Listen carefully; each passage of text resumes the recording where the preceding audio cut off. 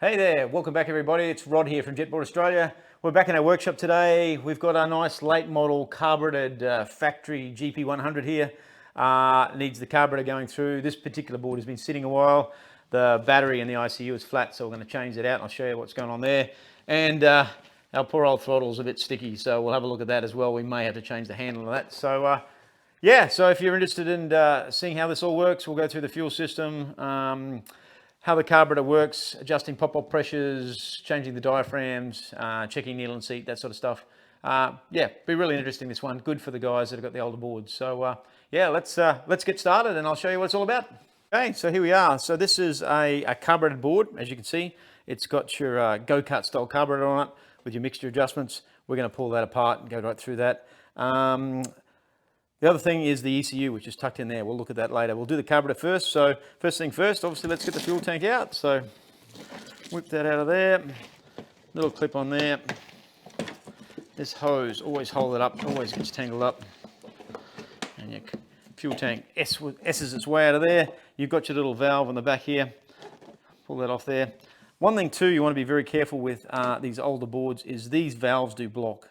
So what you need to do is make sure that when the board is running, the tank doesn't suck in. We can do a little test on that and I can show you later how that works. But one Achilles heel of this type of tank is that little valve. Gets salt in it, corrodes up, doesn't let the air back in as the fuel comes out, and that'll cause you problems. So we'll show you a little bit later on that one, but we'll get in the carburetor on this one. So get that out of the way. So to do the carburetors on these, a lot of guys will actually remove the engine to replace or change the carburetor or do work on the carburetor.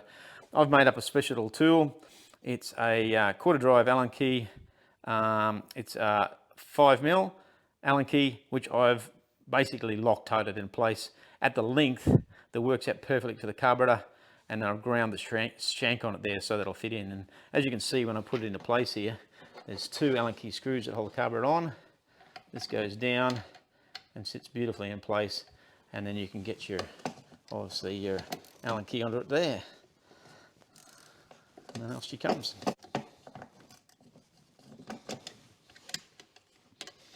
So once they're loosened, just undo the screws. One there. Of course, there's one down here on the other side. In place. Quarter drive ratchet in there. There's only just enough room to get in here, but just enough to get it loose. There, that's undone there, and we should just flick the throttle cable off down there. Just a little clip on it. Flip that out of the way. That's done. There you go. Up it comes, and just make sure the gasket's in place there. That's in good condition. So that's all you need to do to cover it off. It's all about that special tool. That's the important part about it. So what we'll do, we'll get this on the bench and we'll go through it. Okay, so here's the carburetor on the bench. So first things to look at are just make a general inspection. The other thing I like to check for is wear in the butterfly shaft. That one's in lovely condition, no slop. If they get too worn in the butterfly shaft, they have trouble idling. Not that these idle a lot, but it's something that we look at anyway. So let's open her up. So we'll start at the top. So just a simple flat blade screwdriver. In out of this top part here is a filter. So I'll whip this off. And so there's your filter there. The idea is to stop any junk that's coming from the fuel tank, gets trapped in there before it gets inside. So what you've got is a seal on there. Put that aside with that, and then a little filter. First thing to do with that is just wash that in petrol or Caro or something like that. Just give that a clean out. Even Carby Clean will be fine with that. So that's that there. And so let's open this carburetor up here now. So basically what we've got inside here is a bunch of diaphragms. The carburetor is a fuel pump as well as a carburetor as such. So it's all built into one. You'll notice on the side of the engine, you'll see a small orange tube, yellow tube. It's actually a pulse line. So what it does, it allows the crankcase pressure to operate the valves inside, and it operates through this little hole. So that runs in through the inlet manifold, down through a tube into the crankcases, which oscillates the valves in here. So I'll show you that once I get the top off this. There we go. So we'll do it piece by piece. So that's the top piece. So that's just a casting with all the fuel pump arrangement in it for the top. Set that there. So the next bit is your fuel pump diaphragm and your check valves. So what you're looking at as we pull this apart, and you can see there's a bit of junk in that one, which is no good. We'll get rid of that. So these little flaps need to be flush with the body. If they're sticking up at a weird angle, they're not going to work. So you need to replace it. And make sure this diaphragm section here, and this is the fuel pump diaphragm we talked about, that comes from the pulse valve. And that oscillates back and forward and creates the fuel to pump. And obviously with the check valves, it allows the fuel to pump in and not back out again. So that one's in good condition. We'll reuse that one again. Then obviously there's the gasket on top. That looks in good condition as well. Then we'll go down to the next lamination. So that's the fuel pump side sorted. The next part is actually your fuel chamber. So this is a vacuum style carburetor. So it all works on vacuum created by the engine inside this, chamber. And this diaphragm works against this little needle and seat in here and operates this needle and seat and regulates the fuel to the engine, obviously through the vacuum that's created through the adjustable jets. So what we need to look at here is this diaphragm. So that diaphragm looks in good condition. The gasket's quite good, so that's fine. So we're looking for holes, anywhere it's been leaking. We're looking for damage to that disc if it's out of shape, and wear in the little pin, but that looks good. In fact, I have one here. This is a diaphragm that's come out of an older carburetor, and that one's pretty beat up. It would still work, but it's starting a little bit secondhand as far as the diaphragm itself goes, and it's starting to dry out and go hard. So that one's one of the ones we replaced in the past. So that there and your check valve are your two most important parts as far as your valve body and your diaphragms go. So we'll keep an eye on those. But this one's in good condition, so that's great. So the other thing here is your needle and seat. So what we need to do is obviously check that needle and seat. So I'll get a little screwdriver for that. A smaller Phillips head that gives this little screw here. And you can see how that lifts up because there's a spring obviously holds that together. So I don't take that screw completely out. I just undo a little bit. I get a pointy nose pair of pliers. I slide the little rocker out and then lift that out. So that's your little rocker arm and your spring arrangement. So we'll just set that aside. And then here's your needle. So what we're looking at the needle is to make sure there's no wear on the sides, and especially the wear on the tip. Now these are a Viton tip needle and seat, and they'll always have a little groove in them, and that's normal. But visual inspection, that one looks quite good. What you're looking for is a really big groove or wear to the tip of that needle and seat, and that one looks quite good. You've obviously got your seat that sits down in the body. So if you're going to replace the needle and seat, you replace the needle and the seat assembly. And I have kits of those there, and as you can see, that's your needle and seat setups that I'll throw in it. But this particular one is in good condition, so that's fine. So that looks great. So the next thing you do from there, and we'll make sure that all sits out of the way, is we remove the, mixture screws. So what I like to do is just check to see if they're in somewhat of a appropriate position to start with. So the high speed, which you'll see on this plate here, it tells you it should be a turn and a half, and the low speed should be a turn and a quarter. So what we'll do is we'll check it. So half, one turn, just over 1.5. So a little bit richer than the factory settings.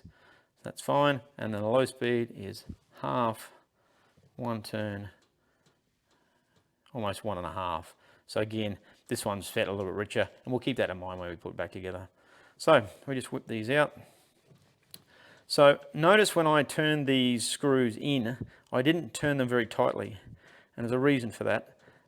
Once I get this out, so see this tiny little needle, and you can see that little groove in it there. That's where the needle actually seats into the body of the carburetor. And if you force that in, what it does, it damages the needle, and it also damages the little aluminium hole inside that carburetor body. And your mixture settings will never be as they suggested on the plate. So just touch them in just so they touch. Otherwise that will make a difference to your tuning, and you'll be considerably out compared to the factory settings. The other thing we look for is obviously the little O-ring. You can see here, the little black O-ring on the end. That's in good condition. and then make sure it's not seized on the shaft. They do build up a lot of salt. This one's in a good condition, so just make sure that that is not full of salt. So if it is, clean it up, new O-ring. We'll put a bit of grease on that when we reassemble it, but that's in lovely condition as well. So we'll do the same with the low speed. So low speed's red. You're obviously, when you're adjusting your carburetor, it's generally the low speed mixture that you play with to get your throttle response right.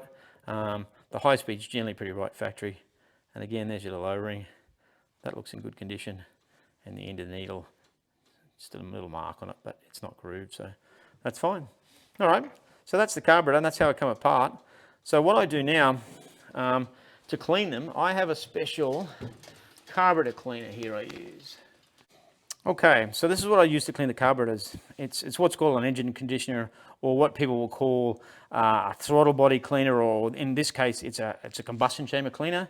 So it's got some really, I guess you'd say, nasty additives in it, which will eat up any of the build-up grunge and bad fuel in those carburetors. So what I do is I give it a little squirt down in through there, and as you can see, this stuff foams up. And that's the low speed, and again in the high speed I'll run it down the needle and seat hole, and I'll give the body a bit of a run over there and let it sit.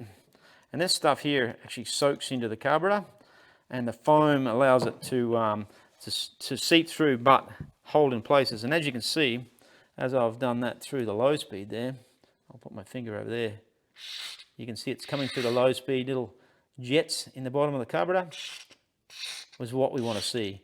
And that's where, if you're going to get a carburetor that's blocked, it's going to be in these little tiny holes in through there. And there's a progressive set of holes. So as you open the throttle body, the more and more you open the throttle body, the more and more the holes are exposed and allow more and more fuel in as the engine accelerates and the board builds up speed. So that's the best thing to do with that. I'm going to let that soak for a little bit, and then I'm going to give it a blow with compressed air. We won't go through that whole compressed air dealio, but once this has had I'll leave it for an hour or so to soak and eat away any of the contaminants in there. I'll give it a blow with my compressor out the back, and then we'll start reassembling. So that'll be our next step. All right, we've got that all cleaned up. That combustion chamber cleaner has gone right through the carburetor. It's eaten up all the bad fuel and whatever is nasty in that carburetor.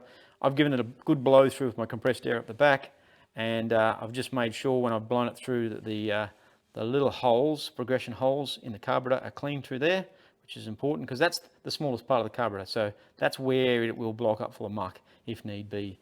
And if it is full of muck, the carburetor won't, it'll flat spot, it won't throttle respond properly, it'll be hard to start, and that's the symptoms that you've got a carburetor problem. So let's start and put this together. So there's a little trick to this. We put the spring in the little hole first, sit that in place. You'll get your needle and seat, make sure the tip's clean. If there's any muck on the tip, it won't seal correctly. So from there, we'll get our little rocker arm and we'll put it in the clevis. It's important that that clevis goes through the little clip in there and holds that needle and seat. And so then we carefully drop that in, and then making sure that the spring on the needle goes into the little ball depression on the arm. It's very important. So make sure the clevis is on, the spring is in that little, I guess, depression that holds it in place. Then from there, we get the little, I guess you'd call it shaft or axle for it all. Slide this in, put your finger on it to hold it in place. There we go. And then of course slide it in under the screw, hold it down with your finger and tighten it up. Now it doesn't have to be super tight, just firm. So there, and then you just make sure that's working correctly. Now the next important thing is with these carburetors, and it's probably difficult to see from there, but this little valve, the top of that valve arm needs to be flush with the body of the carburetor. So it's too low, just get your little screwdriver underneath it and actually bend the arm upwards and then give it a little tap to let it settle, make sure it's flush. If it's too high, hold your finger on the end there where the needle is and push it down hard and bend it. So basically what you're doing is bending that arm so it's exactly flush for the top of that body, and that one looks $1 million. That's right on the money there. So that's perfect. So that's all we need to do there. Then from there, what we'll do, we'll start to put the carburetor diaphragm back together. So obviously that is your diaphragm and your gasket as it sits. I haven't pulled that apart, which is good. But if you're doing a new one, and we can put a new kit in it if need be, I can supply, and you can get them from Jetsurf. You get these little carburetor kits, and they have all the bits and bobs in it you'll need to go through your carburetor. This one's in good condition, so we're not going to bother. So it comes with the new diaphragm, the diaphragm gasket, your fuel pump diaphragm with your check valves, and the gasket that sits that in place too. So they're readily available if need be. This one's in good condition, so there's no requirement to put that back again. You can reuse them. And of course, as I said before, you can also get the needles and seats, and also the springs. The little springs behind the needle and seats, they go rusty, so I can supply the springs as well. If it's all really bad, we'll just put a carburetor on it, but in most cases we can save them. So now when you put this back together again, you'll see the dowel pins, and the dowel pins line up in the relationship with the dowel pins on the throttle, I guess the diaphragm body, and you look for this bump in the carburetor and the bump there. So basically you line that up, plop it in place, then from there you get the diaphragm for the fuel pump, and again look for the bump, and it'll go two ways, that way, and obviously it doesn't fit on the dowels that way, so make sure it's on the dowels like that. Then your diaphragm, which is fine, again it's got to line up with the dowels there and there, and also the bump on that side.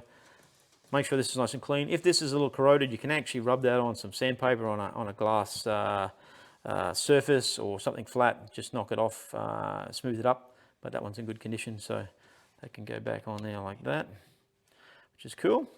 So let me put some screws back in it.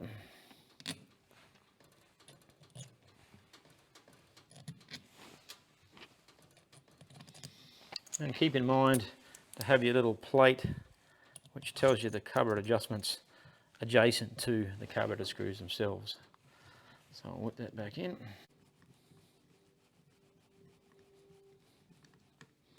Alright, so just nip them up, they don't have to be super tight, just so that they're not going to come loose and that they seal the body.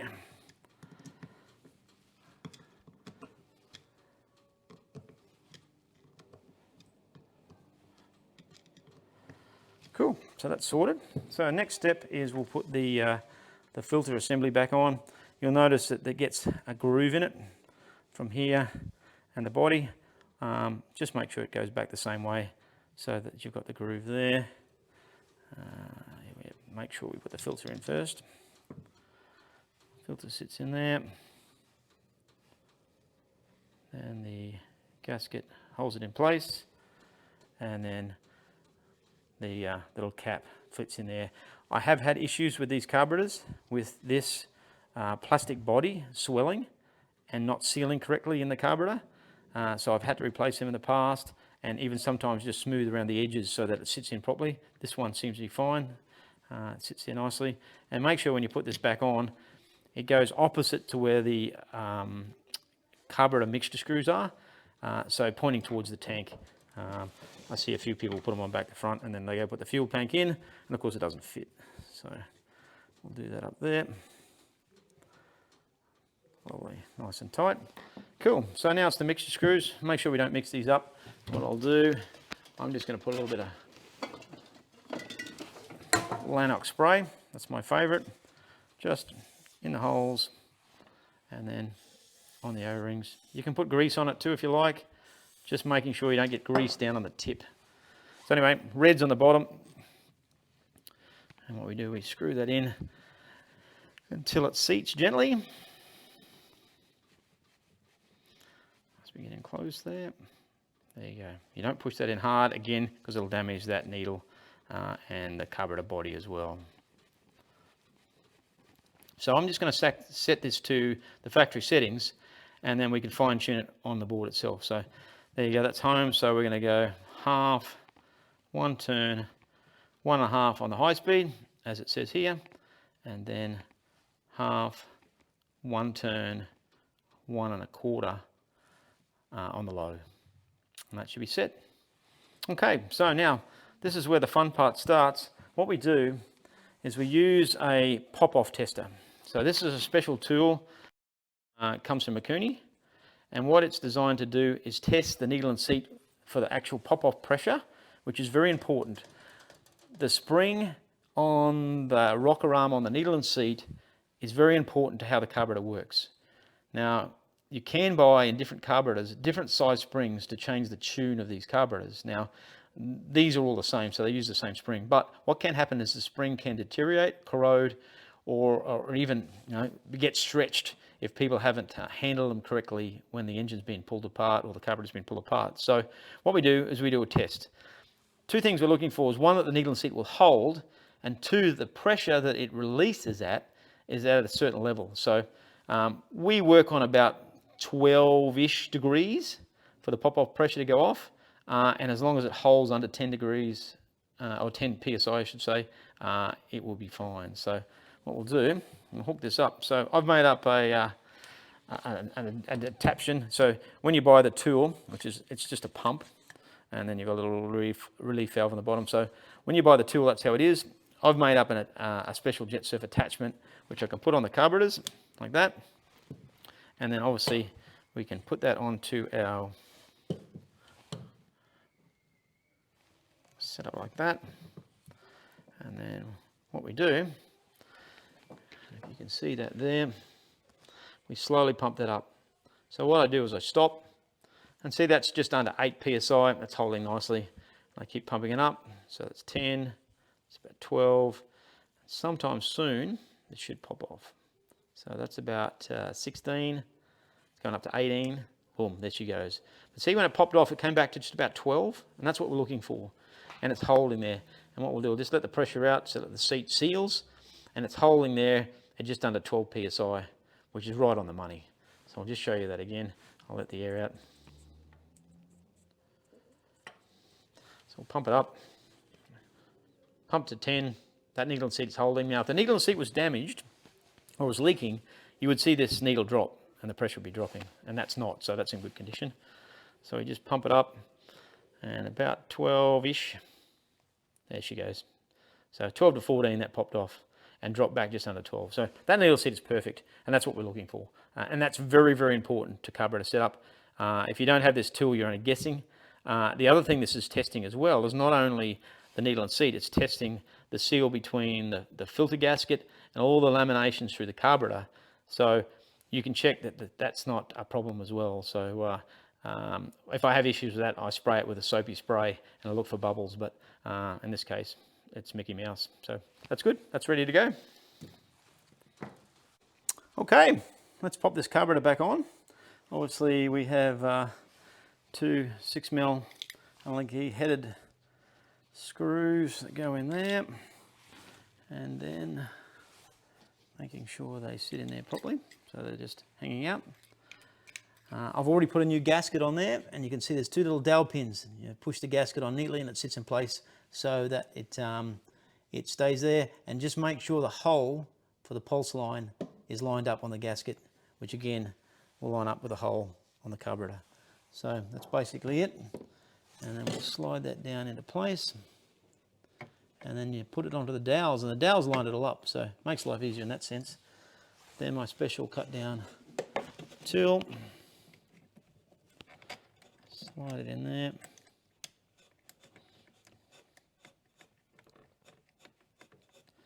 I'll do this one up just hand tight, hold it in place while we do the lower one. The top one's easier to get to, so we'll get that down so that holds it in place. We'll get the lower one.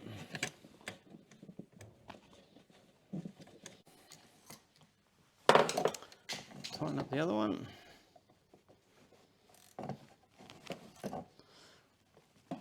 Just firmish. There you go. That's on there like that. Okay, now we've got that carburetor on. This particular board has a throttle cable that is very sticky. As you can see, it's pulled back and it's not returning. And you can see down in there, if I put a screwdriver in the cable, it's very tight. We might be able to free that up, we'll see. It's getting better. So what we'll do is we'll get that out and we'll lubricate it, and I'll show you how to get around and do that. So that's our 4mm Allen key again. Undo the little bracket on the cylinder here. Just unscrew that. Take it out, that little clamp can stay there. Let's see if we can S this cable back through here without getting caught. And it has, so what we'll need to do is remove the clutch cover. Remove the clutch cover here.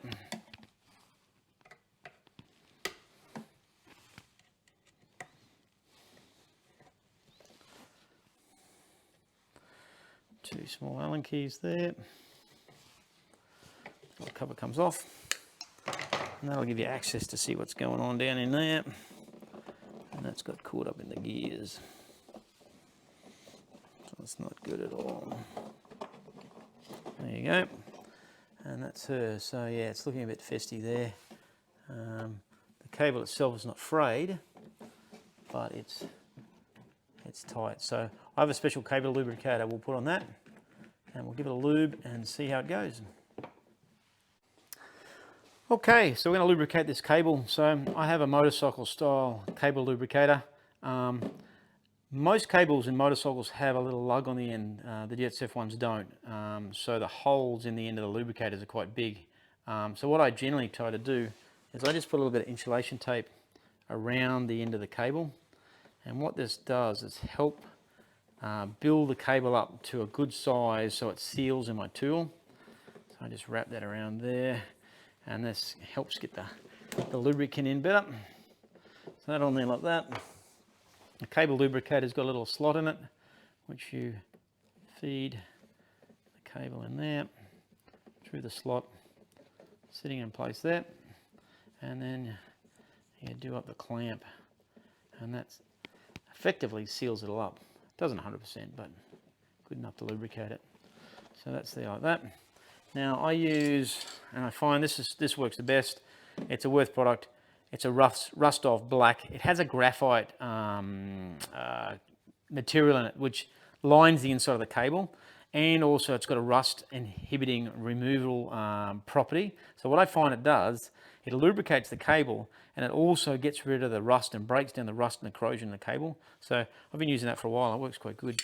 So I'm going to stick this in here.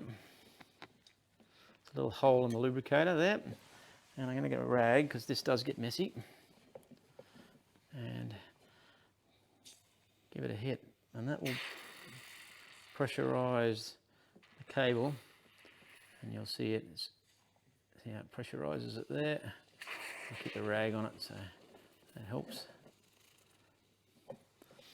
No, this cable's obviously quite stuck because it's feeding the pressure back into the aerosol can here. So let's see if we can break that down a bit. Force it in. You can see the black graphite in that there, which gets in the cable. And that lubricates it once it's in place. So give that a bit of a try there. We'll spray a little bit in this end as well. You can pull this apart, but I'll just spray it down in the gap, and that'll help lubricate the whole shebang there. I think we're going to need more than that, and I'm not sure if this cable we're going to save, but we'll give it a shot and see how it goes. So I'll hold that in there now. Yeah, that's feeling better. Now, it's important that these cables are nice and loose because the spring on the carburetor isn't overly strong. And if this is too tight, well, what you'll find is the carburetor spring won't return. It won't pull against the cable. So that's quite good. I'm going to give it another hit though, and work that in a bit more.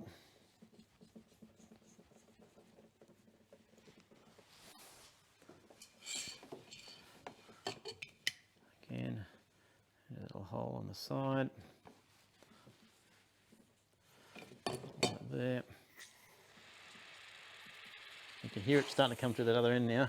Yeah, that's starting to come through. Yeah, you can actually see that there bubbling. It's coming through. That's great because it's coming right to the cable where before it wasn't. And that's what we're looking for. And see, you can see the lubricant comes right through. That's brilliant. So, looks like we'll be able to save that cable. That's excellent. It's an expensive little exercise and quite a job to actually change these, which we'll do in another series. But today, I think we've had a win. That cable has come up really good. Yeah, that's great. And that graphite that's in that will lubricate it. And of course then the penetrating fluid has got rid of whatever rust and whatnot's in it. So that's worked out beautifully. That's great. Awesome. Well, I'll try and get it back on now. Okay, so that cable's all lubricated and working really nicely. Getting these cables back in place are a bit of an exercise. So what I've done, I've put a draw wire in place. So it's probably difficult for you guys to see from there, but if you look at the bottom of the seal assembly there on the crankcase, there's a washer on the lower bolt there and a washer on the lower bolt there. So the cable comes from its mounting point there under the washer, and the washer holds it away from the gear and against the crankcases. Behind the other washer, again holding against the crankcases away from the gears, in between the pulse line tube and then onto the carburetor arm. So what I've done is I've fed a little bit of speaker wire down through that position so I can pull that through. To try and put that through by hand is an exercise, as I said. So I'm going to pull that through there. I'm just going to tie a little loop in there, and I'll put some insulation tape on that. And that way that will hold that and make it easier for me to get through. So cool. Okay, so we've tied that on there like that. So I'll get this and we'll start to feed it back through where it needs to go. That's straight there.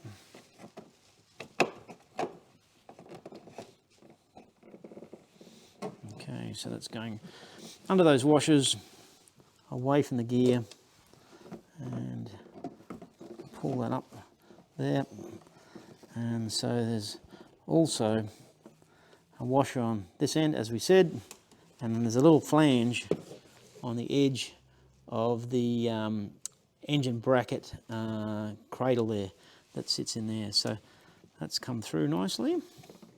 Easier too. I'm just going to loosen this and then swing this out of my way. Swing that up, and that will. All right, I'll get the cable down in place. I'm going to get a flat blade screwdriver here, and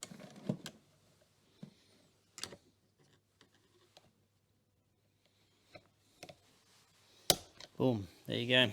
Just push it on with the screwdriver like that. Make sure that's all back in place there now. All right, so we'll get the cable above the hole. As you clamp like that, put it around the cable, slide it down into place, line him up.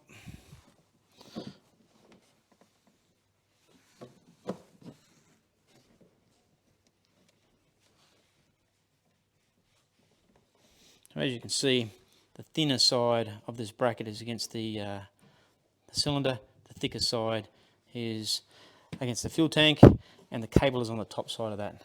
That's important to get it all lined up properly and make sure that the cable is in the proper position and also can operate correctly. So then the next step then is we pull the cable until it's almost tight. We get the throttle and see that's returning properly, so that's brilliant. So we're getting almost through full throttle there. It's back on idle, and we have the tiniest bit of play in there. So that's perfect. That's how we want it. And getting almost full throttle, get a smidging more. Beautiful. Now, again, don't tighten this up too tight. If you do, what it'll do, it'll start to squash the cable, and then the problem will be the throttle will get stiff and won't return properly. So just enough to retain it.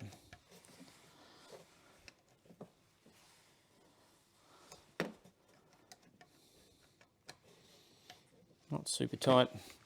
And just test it once we're done. Look at that, turning beautifully. Nice.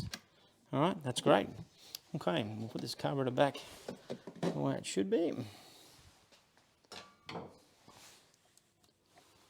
Tighten it up. Okay, we'll put this clutch gear cover back on. We'll go into what's all about in there in another video. That's a whole new exercise as far as the one-way bearing / starter clutch works in there. But we'll do one on that. And there's a couple of different versions of it too. In fact, there's 3 different versions over the model range. Some are oiled, some are greased. So we'll deal with that in another episode. Right on key here. There she is. Back up. Back in there.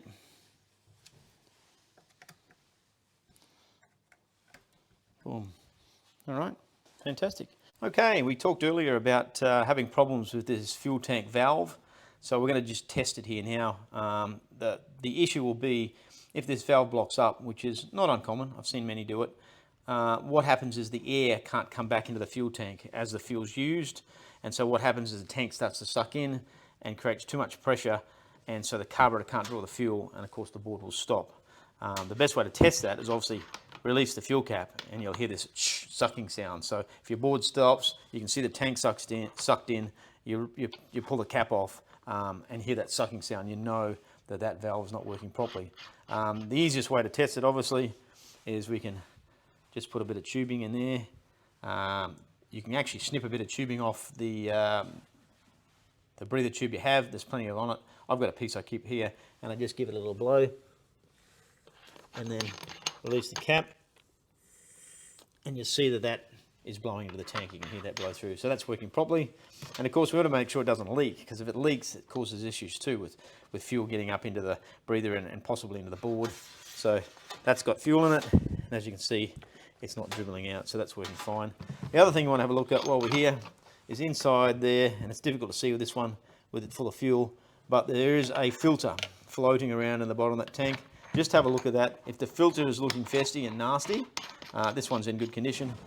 All you have to do is remove the Allen key screws from the back there. There's a gasket on the back. Pull it out, clean the filter, and slide that back together again. Pretty simple. But just a quick test you want to do on all the tanks, no matter what they are, whether they're fuel injected or carburetor, they have the same valve, so something you need to check to make sure you're not going to have hassles in the future. Well, we're going to stick this tank back in again. Okay, we've tested the valve in the tank, made sure everything's in good condition there, so we'll put it back in.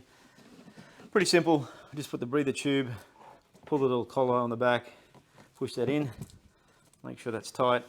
We're going to make sure that the rear strap is, the tube is behind the rear strap. If you get it behind, you can imagine it gets kinked up in the strap. You don't want that, so the tube behind the rear tank strap. Tip it up, S it into place. Drops onto its little rubber mount there. Bit of Velcro action. And the fuel. Boom. Easy as that. Piece of cake. Okay, fuel tank's in. It's obviously got fuel in it. I'll show you a little trick how to start these carbureted boards without cranking and cranking and cranking. The earlier boards had a oiled one-way bearing or starter clutch in the front. So they used to come with these little syringes, so I've collected a few over the years. And what you do is you open the fuel tank and you just take a little bit of fuel, and you don't want too much. That's all you need, about that much. And you squirt it down the carburetor, and that gives it a bit of a prime up. That in there. Obviously, as we should. Now with the new ECU and the Overhaul carburetor, this should start up fine. So we put that in there to start with. And obviously you can hear the bilge pump run, which is great. green light's flashing. That sounds fantastic. That's all ready to go. Our throttle's working properly. So what we'll do now, we'll insert the key for the fine climb. And there you go. So it looks like she's going to go. It stopped, so we'll give it one more flick. And why we do this with this when we do a brand new carburetor setup is the carburetor is completely empty of fuel. And that little fuel pump takes a bit of time to pull the fuel through. So I'll give it another hit there. We'll go again. And hopefully she'll foam.